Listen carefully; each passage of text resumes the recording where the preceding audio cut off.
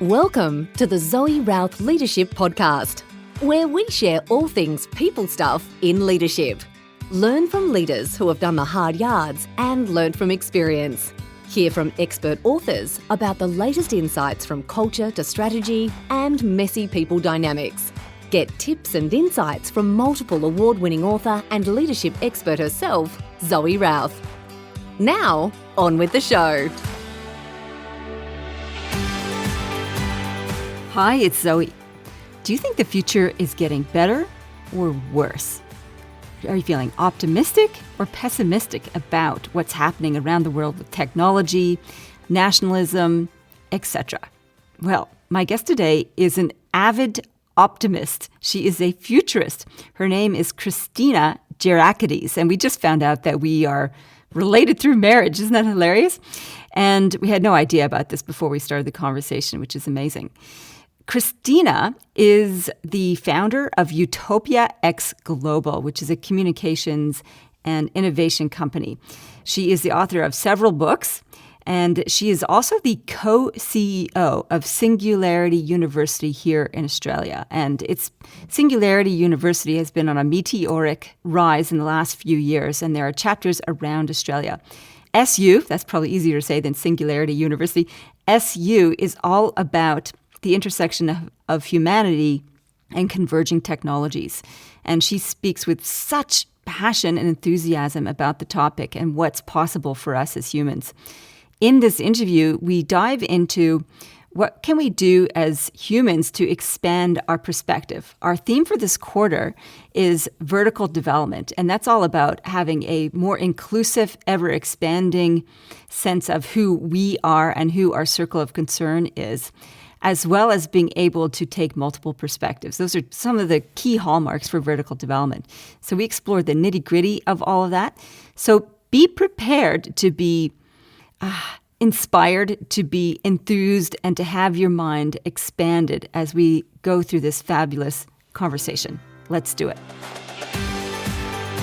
Christina Gerakiteys, which I am so excited by your last name. It's such a beautiful, rhythmic name. Welcome to the show.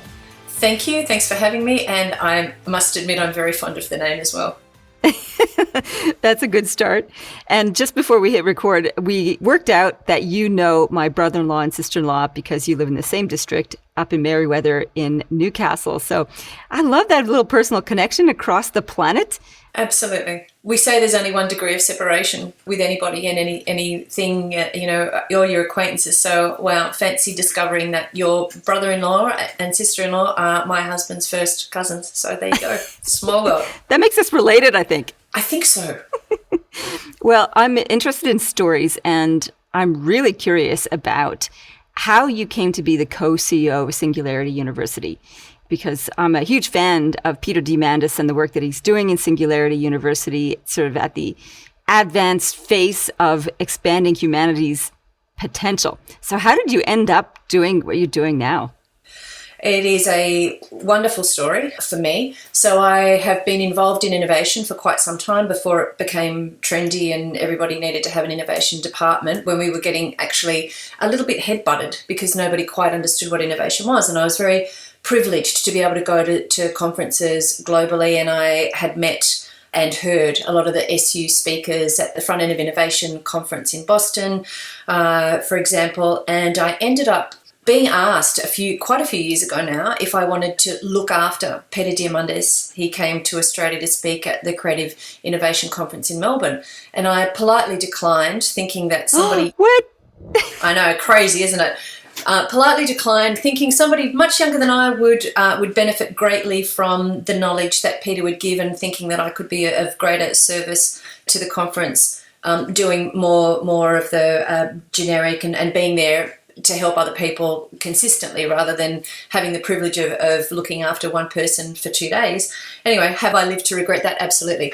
But so I became involved and enthralled in the message of SU. The message of SU for me is all about empowering people. It's all about being optimistic. It's all about a positive view of the future, because it is out there and there's more and more people looking for that positive look towards the future rather than sometimes the dystopic view that people get. And my business before joining Singularity U Australia, or bringing Singularity U Australia into the country, is called Utopia X. So I have a business called Utopia X. So very much the ideology, very much into the event space. And I met Lisa Andrews, my co-CEO, and now, beautiful colleague, wonderful, wonderful friend, through a mutual acquaintance. And she had said to both of us, look, you two are speaking the same language, you really need to get together.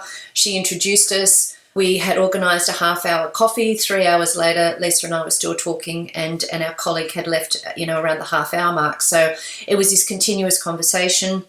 Eventually, we brought a chapter into Australia. So back in 2017, in order to bring a chapter into Australia, you had to have had a full immersion in an SU event. And even though I'd met, Peter Diamandis, Raymond McCauley, and quite a few others around the faculty team, I was required to go and do the executive program in Silicon Valley. One of the best programs I have ever done in my life, and it's such a privilege to be able to present those programs in Australia now that we are country partners. And we've actually run one online in the middle of COVID, and it was wonderful to see the effect that it has had. So I went and did the program, we applied, we brought a chapter in. That was April 2018. We always had the big picture vision of bringing SU into Australia as its full entity, to be able to run summits, to be able to run the executive programs. Applied to run the summit, and was advised that in 2018, Kyla Colburn, who had run the summit in New Zealand, had been asked to run it in Australia. And I was asked, did I want to work with her on the summit? Absolutely, because it's the message that's the most important. It's exposing people to that positive, optimistic view of the world, and people don't know what they don't know. So to be able to present a lot of the converging technologies to people, to make people understand that the impossible in some people's heads was already happening out there, with the convergence of technology and the brilliance of what happens when you converge minds together. So Lisa and I applied for country partnership, and when we ended up running the summit in 2019 at the International Convention Centre in Sydney, and announced country partnership. So it was rather a quick journey from let's get involved, let's bring chapters in. We're now 11 chapters in Australia. Really? Yeah. So we've got, chapters in the major capital cities and a couple of other places around Australia. So very privileged to be able to have conversations around that. Clearly, COVID affected the way that we went out into the Australian ecosystem. So we ran the summit in 2019 in Sydney, as I said. And then, around March, everything went into lockdown. So where we were presenting live custom programs, live events, we, did what everybody else did in our field and pivoted to digital, and did that quite quickly. I was delivering a custom program. I think it was on the Monday. I delivered 2 4-hour sessions for an organisation. I had a third 4-hour session to deliver on the Tuesday, and I got a phone call at 6:30, I think, that evening, and they said, look, we think one of our people could possibly have COVID. This is before the lockdown. Can you deliver the workshop tomorrow online? And I went, of course I can. And then I had, 12 hours or something to prepare it. But that's how we flow. We're very agile. We're quick thinking. We use converging technologies. We use the power of collaborative thinking. So we're very blessed in this organisation to have a huge global network. And within Australia, we've got 35 brilliant, wonderful expert faculty, and we've got a remarkable team of contractors as well that work with us. So very blessed to be able to take that positive message, realistic at the same time. So I like to think that we've got one foot on the ground and, a bit of our head in the clouds and a foot on the ground, so that we can create reality out of the things that we moonshot, because moonshot is very important to the Singularity U way of thinking. But I think that might be a long answer to your question of how I became co-CEO. So it's a long answer to a quick journey, really. It hasn't been that long since you launched into this space, and already it's kind of mushroomed around Australia, which shows the power of the message, and that people do want to get on board with creating a future that leverages these advanced technologies, these converging technologies. So a couple of questions through your story. So your senior executive program, the SU Senior Executive Program, what was it about that program that is so powerful? Oh, that's such a big question. Again, Kyla Colburn once said to me, once you've seen it, you can't unsee it. And once I had fully immersed in the summit that Kyla ran in 2018, and I had already had this, oh my gosh, awakening factor when I'd heard Raymond speak, Divya speak, Tiffany speak. I'd met them previously. But that total immersion in the summit, once you've seen it, you can't unsee it. You can't unsee possibility. So I think the summit is a generic education, but the executive program itself is a total immersion.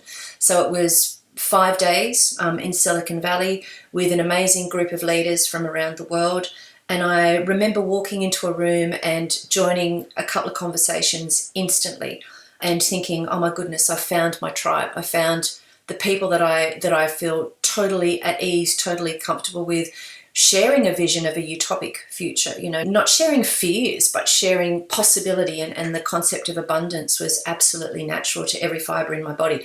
So I think it was the networking. So a lot of people, post, or now that Australia is fortunate enough to be entering post-COVID space, have said what they miss about events is that intimate networking. So we love the information. I think an SU raving fan, if I can call us that, love the constant curiosity, the constant learning, the constant feeding of the mind and the heart and the soul together. The fact also that everything SU does has a social impact. We follow, the Sustainable Development Goals. Everything that we do must impact society in a positive way. So we're all about empowering leaders to use technology. So technology, I guess, is a bit of our USP, to empower people to change the world.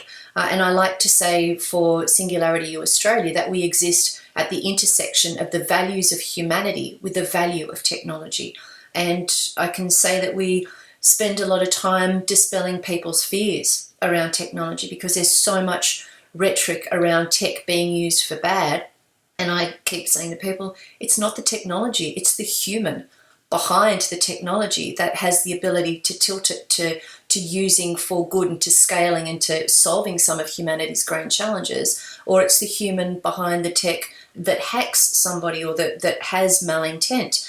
And our belief is that if we can look after humanity's grand challenges and raise humanity collectively, there's going to be less people that want to use it in that way. So it's very much this holistic approach of let's look after humanity, let's use technology to scale, let's have a theory of abundance and a positive view of society, and let's literally go out and create the future that we are proud to leave our children and our grandchildren.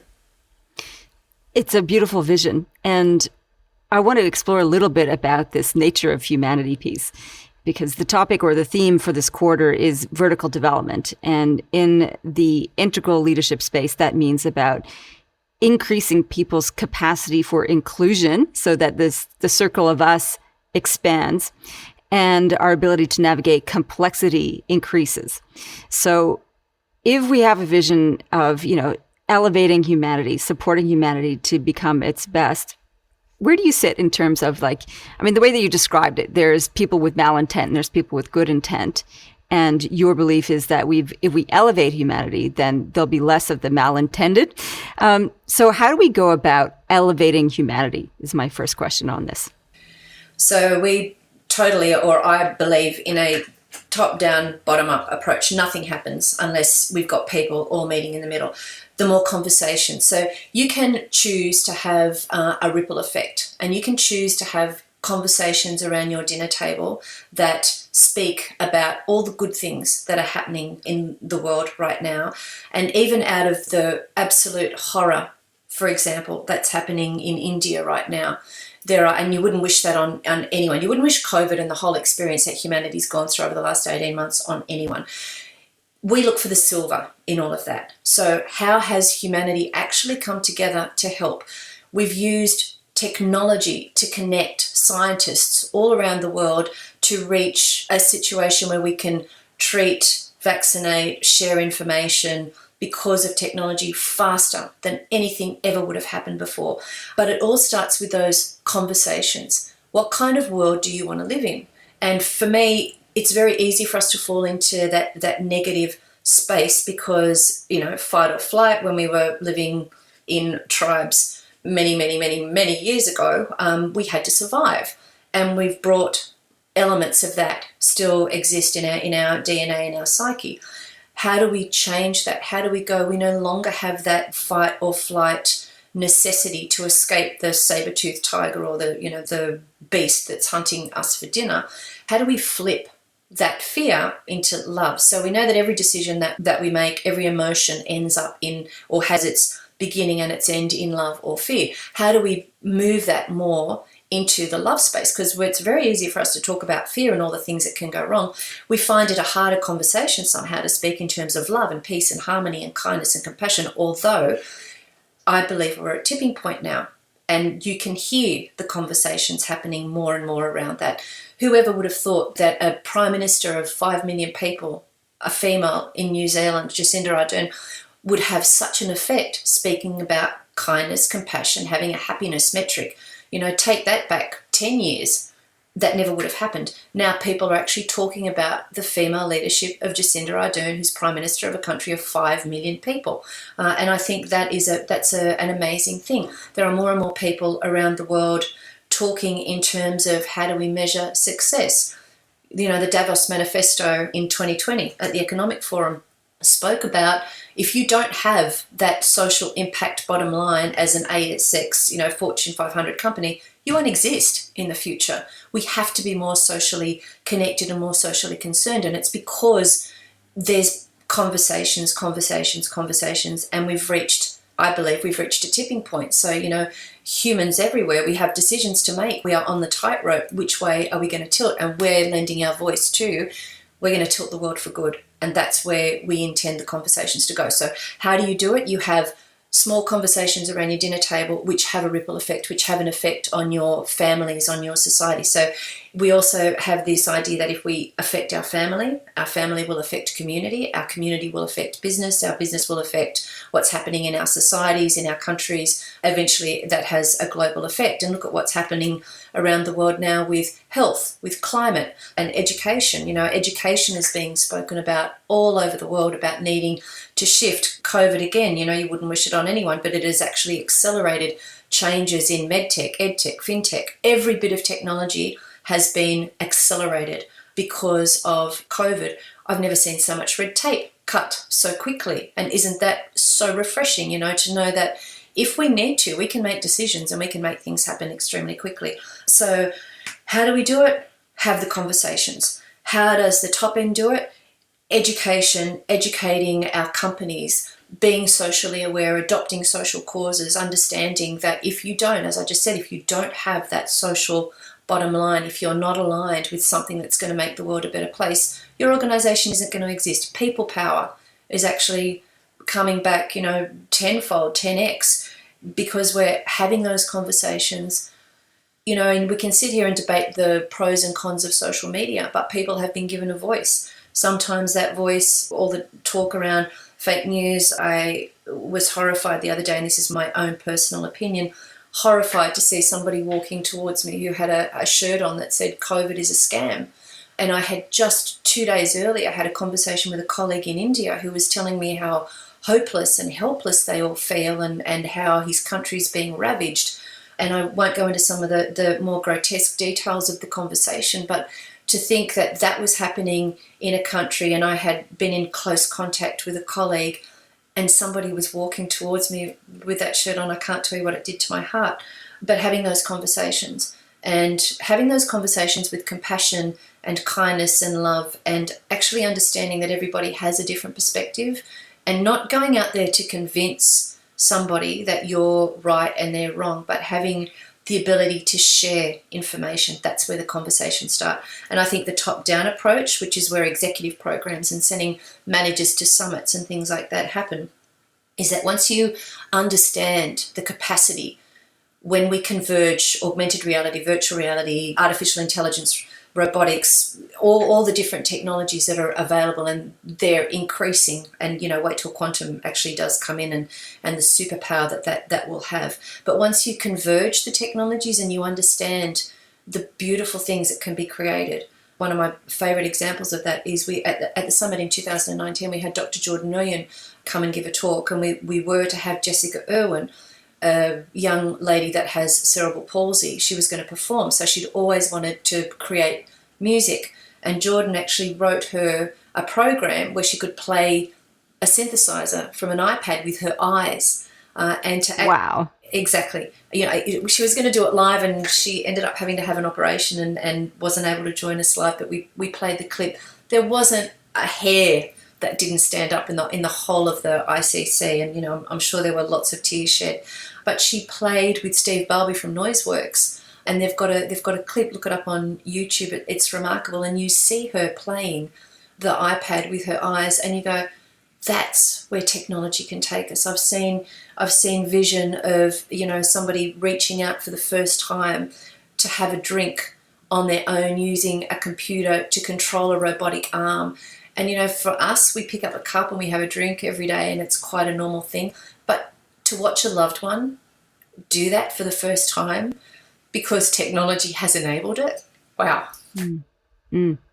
So thank you for sharing that beautiful story. It's very uplifting to think of somebody who has not been able to communicate effectively because of their medical conditions, being able to do so, or just be more mobile because of the advent of tech. A couple of other questions for you. So for those listening who aren't that familiar with quantum, can you tell us a little bit, what is the quantum tech that we can expect? So quantum technology is going to more than 10x the speed that we can do things. And the best example I can share with you is one that I actually heard from an SU colleague, David Roberts, who's one of my all-time favourite faculty speakers. And he said in a talk that he gave, he said, if you can imagine that there's 30 scientists in a room and they have today's technology in front of them and they're given a problem, and you've got 30 of the brightest minds in the room and the ability to connect with the latest in today's technology, and you give them a hard problem, it would probably take them 3 weeks to solve that problem. When you bring in the speed of quantum and what that will do, that problem will probably be solved in 30 seconds, 3 minutes. Wow. Because it's the speed at which all this information will come together and be able to spit out. So I don't even pretend to understand quantum in its full capacity.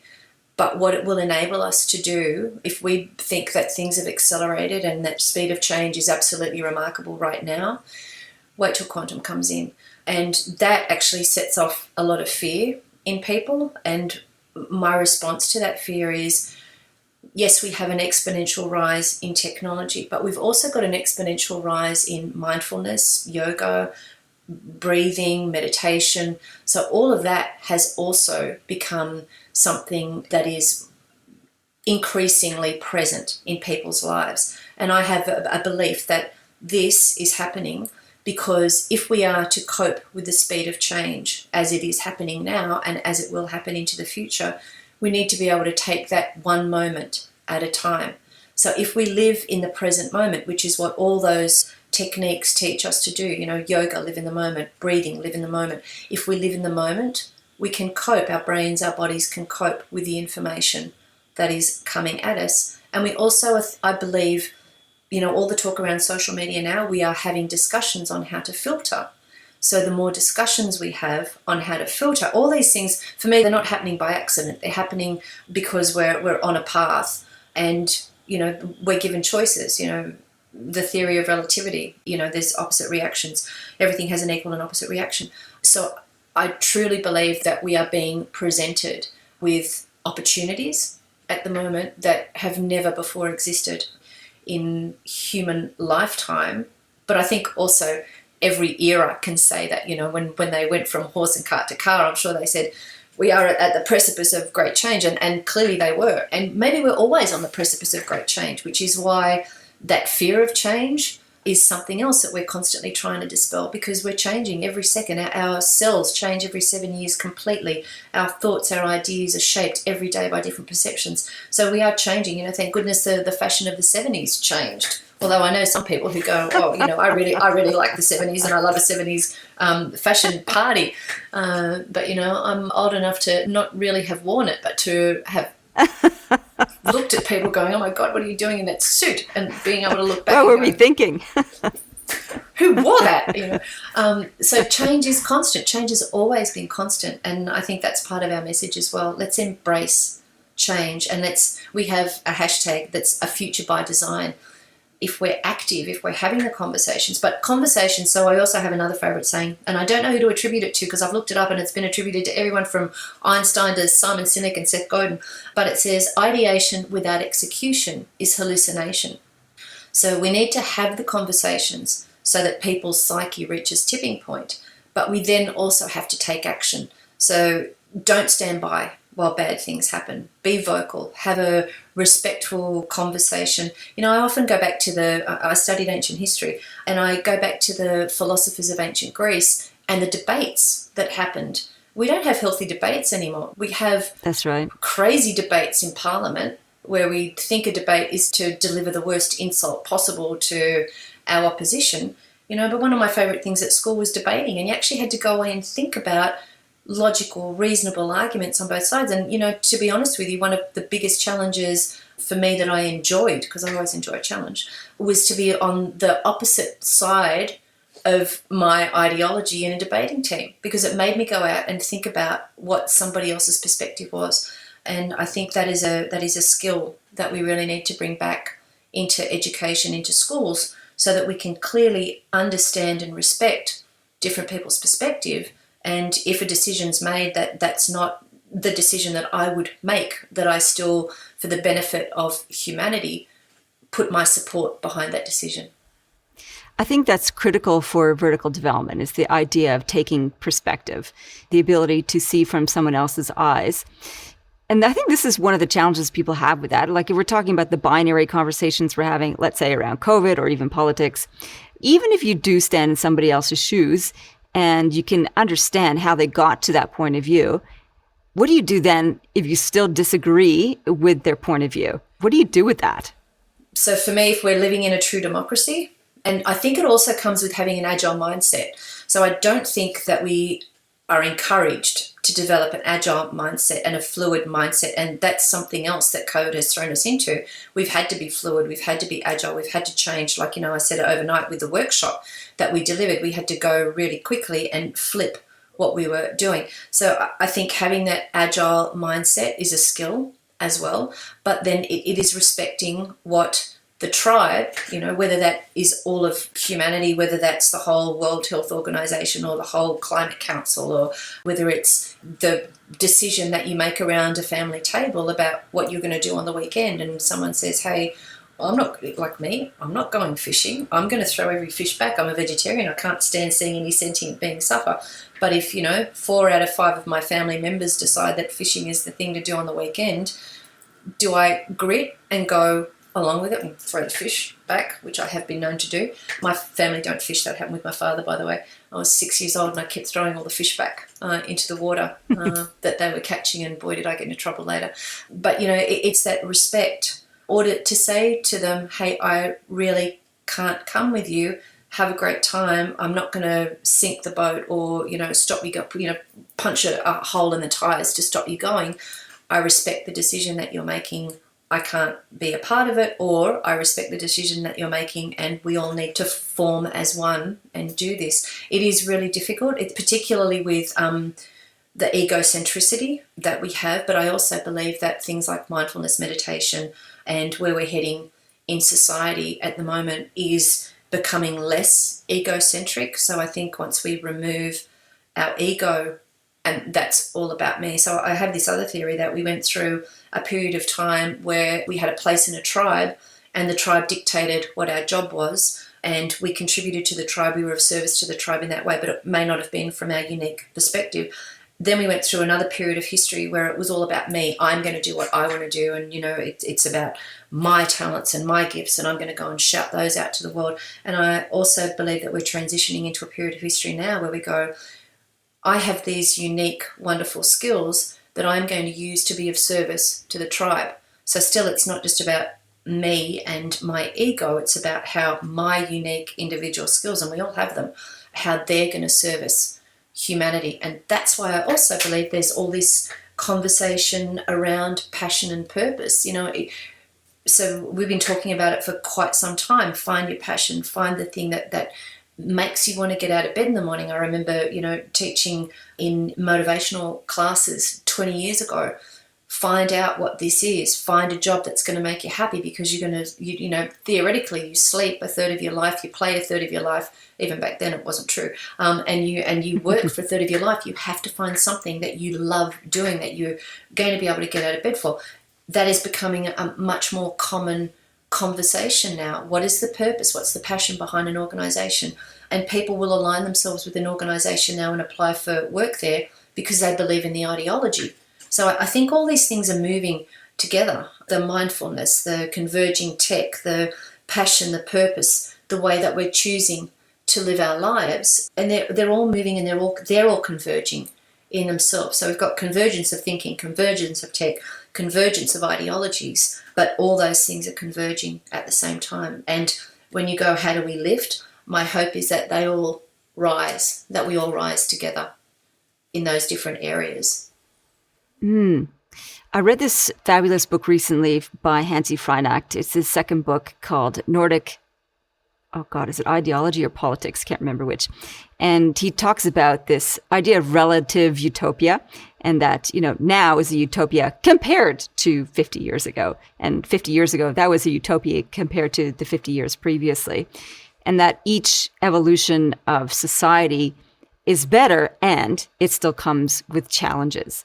And a couple of the challenges he lists as we move into what he calls a meta-modern society is people feeling lonely and disconnected. That's one of the challenges of that, which is ironic, is because we got so hyper-connected. And that sense of loss of purpose is contributing to that. Because when we were in a tribe, we did have a role in the tribe. And I love how you picked up on, let's use our talents to contribute to the tribe. What's your observation around some of the challenges that are arising as we move towards, let's call it a meta-modern society, or your tipping point society? I think you're very much spot on, and I'd love to get the name of that book from you and read it. So for me, we can live a more isolated life if we are put in that situation.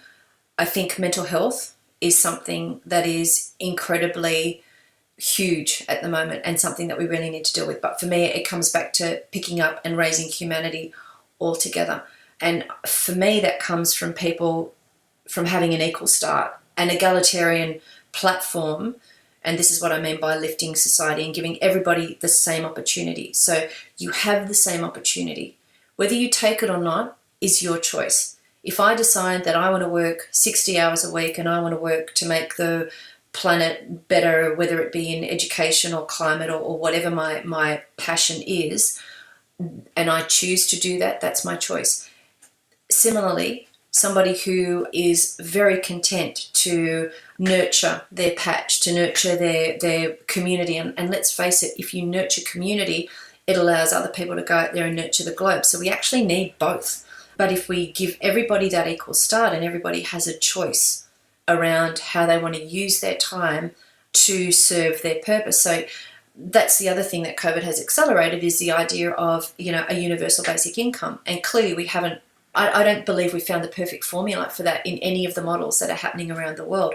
But never have we actually experimented so globally on what that means. So to be able to look after people's basic needs, as Maslow puts them, food, shelter, and clothing. And I actually believe psychology is huge in that. I think there's more to Maslow's hierarchy of needs than the basics of food, shelter, and clothing. I think that love, that touch, all those things that we really need biologically. So we're learning more about ourselves from a biology perspective as well. We know that in order to release happy hormones, we need to be stoked. People are finding now that they're wanting to, when COVID first hit, apologies that I keep going back to COVID, but it's been such a good lesson.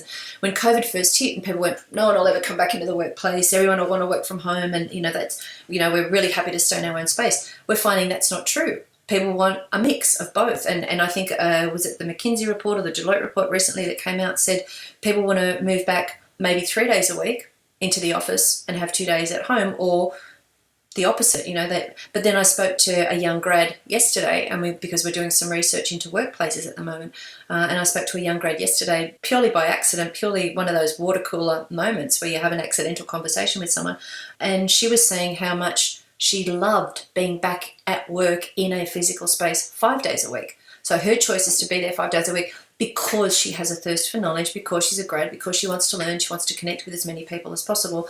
And I've spoken to other people who are really happy to do 3 days in a workplace because it gives them water cooler, it gives them those quick conversations with colleagues, and it gives them the ability to get fast responses and to have their oxytocin stroked. And they have the 2 days at home where they can be super productive, totally focused on different things. So I think we're finding, again, what is the best way that I, as an individual, work, what best suits my needs. But again, it's for the betterment of the whole. I'm not sure I've answered your question, but I hope we've come somewhere there. I think it's a great observation. What do people want in the workplace? And it is stage of life dependent. And as you said, like the younger people who don't necessarily have a fabulous established home are like, it's actually better conditions in the workplace. So from a physical surroundings point of view, as well as the social connection and learning space. Whereas older adults who do have their own established home, it's quite comfy at home. And so they can see the versatility there. One other question, well, I guess it's a statement, in addition to what you said about making things equal for everybody. One of the things that Hansi says in his books is that in terms of changing education, we need to absolutely emphasize emotional intelligence. And that is going to help us navigate the emotional challenges that come with this. And you alluded to it earlier with the mindfulness and meditation, and being fully present in the moment will enable our brains, our entities, to cope with the speed of the technology around us, because our brains aren't that well equipped for the exponentiality of things or the speed of things. How do you see emotional intelligence fitting into your view of the future? Absolutely crucial. So we need to recognize that we are emotional beings. And I'll give you a case study that I read many years ago, and I wish I could go back and find it. Anyway, I don't have it logged anyway, so I can't actually go back and source the original. They did a study on 2 year 1 classes in a primary school in Tasmania. One class had normal schooling, curriculum, followed curriculum, etc. The other class started the day with a 5-minute meditation, went outside, picked a tree, because you can do that in Tasmania, there's lots of them in school grounds. They picked a tree, and that tree became their focus. They could go and talk to the tree, hug the tree. The tree was a sense of strength, which is, picture the tree to a 6 or 7 year old. It's this big sense of strength, protecting factor. They massaged each other. I'm not sure how that would go down with the protocols of schools right now, but they gave each other a massage for 5 minutes every second day. Once a week, they went into an old people's home and they conversed with the elderly and formed amazing relationships with the elderly in this old people's home. It is a no-brainer as to which class academically performed better at the end of the academic year. We've known things like this for many years. One of my biggest challenges is because I'm super passionate about education. And if you look at the global grand challenges and the sustainable development goals, everybody has a purpose. Everybody picks one that they're most closely aligned to. I'm absolutely passionate about education, because if we don't educate people, as you say, to be mindful to, and when I talk about education, I'm talking about executives and frontline managers and the frontline staff and people in kindergarten, and the tools that we have available to make education absolutely remarkable. Well, we're not doing that at the moment, and it's a global issue. And I think we're moving again to tipping point where we are going to tip it over. But people have been talking about changing education for so long, and we make these incremental political changes, and most changes are dependent on who's in government. So you know that if you don't manage to create huge change in that 3 or 4 year political window, it's going to go out the window. So for me, it's education. Somebody else says so I go, if you don't teach everybody, no one's going to know. We're not going to have this ripple effect. We're not going to have the ongoing conversations. I have colleagues who are equally passionate about climate, and don't get me wrong, I'm absolutely passionate about climate as well. They say to me, your education is going to be totally irrelevant if we don't get the climate right. And I say, if you don't educate people about the climate, they're not going to know to stand up. So it's this. So we all have our individual passions and we all have our purpose, and they're all equally valid, and they all need to be happening simultaneously. We need to change education so badly. My colleague, so getting back to your question around emotional intelligence, my colleague Dr. Vivian Ming says the only skill we're going to need going forward is to be a creative, adaptive problem explorer. You cannot explore problems unless you have empathy. You need to find the pain points. You can't do that unless you have empathy with the climate, with your fellow human beings, with somebody who's absolutely suffering now in India. And getting back to something that I was going to say before, the tragedy that's happening in India right now, again, humanity is mobilizing. There's so many fundraisers to get oxygen to India. There's the globe, there's so many countries, and I'm saying this and the hairs are standing up on my body. So many countries are sending oxygen tanks, sending money, sending whatever they can to help. Hopefully it makes a huge difference. Even if it doesn't, we are seeing the best of humanity when we go through our worst. My challenge is to everybody, let's be the best of humanity even when we're not going through our worst. Let's be the best of humanity on a daily basis where we're helping each other. You know, and we saw through the early stages of lockdowns and everything, people were out on their balconies singing to each other, and they were out on their balconies at a certain time every day applauding frontline workers. And, you know, just that is emotional intelligence. That for me is being empathetic to what's going on around you. And we really need also to be extending that empathy to all sentient beings. So how we treat animals, the respect that we pay or don't pay in large masses to animals is a whole other conversation. It definitely is. I have a last technical question before I get where people can come and see you and hear from you and learn about Singularity University. So this is a technical question, and I'm very fascinated by this. Computer-brain interface tech. Where do you see the future of that? Do you think it'll be hugely adapted? I mean, there's lots of fears around that whole thing. Where do you sit on that? Where do I sit on that?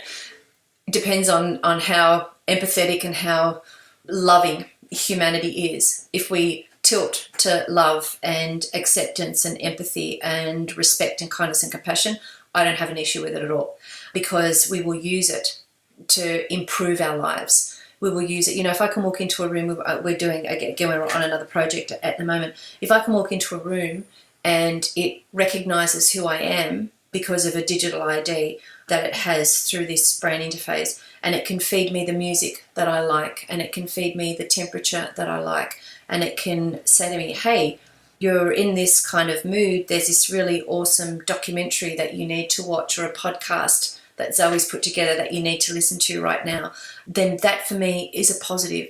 If I can use that brain interface to connect with myself and with my fellow humans more effectively, what an amazing thing. I would really like to be able to turn it on and off. So if we have this amazing human brain interface, I'd like to be able to say, hey, everybody, I'm open, talk to me, feed me your thoughts, whatever. And then equally, I would like to be able to switch it off so that I can be on my own, in my own thoughts. That's kind of where I sit with it. It's coming, it will happen. I think we are the creators of the technology. How we create it is up to us. The information that we feed algorithms is up to us. I think we've seen the best of what that can do in autonomous vehicles. So a lot of people go, oh, one person was killed in this month from an autonomous vehicle. And you go, yeah, but how many people were killed in car accidents? And I know that when I ignore the sensors and back into a pole, that's my stupidity that has happened. That's my stupidity. If the car stops because it's an autonomous vehicle and it goes, I'm not backing up any further because there's a pole there and I'm not going to back into it, that's a great thing. I've actually seen video footage, again, our colleague Amin Tufani, in one of his presentations, has a clip where you see an autonomous vehicle move out of the way of an accident. I think it's about a second and a half before the accident happens. And that's because of all the algorithms, all the formulas, all the coding that's been fed into it, so that it recognizes the pattern and can move out of the way of that accident. And I think if we're using technology that way, amazing, because we're saving lives, we're improving lives, same with the brain interface. And that's why we need to really lift the whole of humanity. And we have to be very concerned about love and empathy and live in kindness and have the metrics around compassion rather than how many sales calls you've made and how many deals you've closed, which are important. You know, profit's important because without that financial gain, we can't do a lot of the good that is happening in the world. But we need to really be nurturing humanity to make the best of what technology will have to offer us. It's a beautiful way to finish the interview. Thank you so much for sharing that. That's beautiful. So where can people find out more about you and Singularity University? So I am on social media. I'm on Instagram, Christina_Gerakiteys, on Facebook, on Twitter. I'm not overly active on Twitter at the moment. My social media of preference at the moment is Instagram. LinkedIn particularly. We have a newsletter from Singularity U Australia that goes out every Thursday, and I have the absolute privilege of writing the editorial on that, but we will share some of the latest things that are happening around the globe. So you can log on to singularityuaustralia.com and you can sign up for the newsletter and find out about the things that we're doing. Explore our social media. So we have a Singularity U Australia, Instagram, Facebook, join the community, find out where the chapters are. So if you go onto our website, you can find out where the chapters are located in Australia, and you can join a chapter and join the conversations. And sometimes they might be a screening of a documentary, and sometimes they're an intimate conversation. And there's also the su.org platform. So we have a communication platform, a community app that is global. So you can join our SU colleagues all around the globe, communities all around the globe, and have remarkable conversations as well. So we are there. We're everywhere. If you want to find us, find us. If you want to email, you can find me at Christina@singularityuaustralia.com, and I will point you in whatever direction you need to go, or connect with me on LinkedIn and I can do the same. So, search for us. We're there. We need recruits. We want people to share a positive, optimistic view of the world and help us spread that message. Thank you, Christina. This was an important and inspiring conversation. I loved it. So thanks for being on the show. Thank you so much. And I will, I'm going to ring Bronnie and Steph when we finish and say, guess what? Thank you so much for what you do. It's wonderful. Well, I absolutely loved that conversation.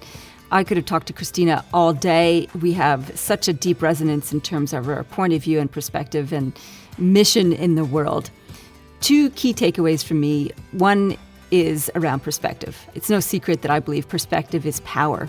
And her suggestion on how we navigate complexity and how we actually start to develop ourselves is the ability to sit in somebody else's argument and to see the world through their eyes, come to understand how their argument came to be, and at the same time be able to respectfully disagree and live in harmony with that. I think that's really the critical challenge for all leaders, is not to be dismissive of people because they have different points of view.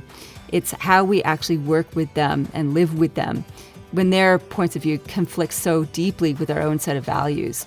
If we can do that, then we are living and leading from love and compassion. And that's my second takeaway. The primary need for us to lead with love and compassion is such an imperative. It's so important. And we need to see that in our businesses when it comes to including a social aspect of our work, through to our education and how we are raising humans to be more emotionally intelligent and full of compassion for humanity and other living beings. So a wide-ranging interview. I loved it. I hope you did too. I would love to hear what you thought. You can email me at zoe@zoerouth.com or post on our Facebook pages or through the social media about what you got from this interview or any of the other interviews that we've run. So that's the first invitation to you. I also invite you to sign up for our newsletter. I publish blog articles on the quarterly theme each week, and you get links to our podcast show notes and any of the updates we have in the business and special events that we have running. And of course, there's the standing invitation for you to consider joining Amplifiers, which is our advanced leadership training development program for those big thinkers with big hearts who want to make a big difference. And if that's you, I would love to have you there. We are about coming together, exploring ideas, and becoming the best version of ourselves as we intend to inspire those around us. In the meantime, live well, lead well. You've been listening to the Zoe Routh Leadership Podcast with leadership expert Zoe Routh.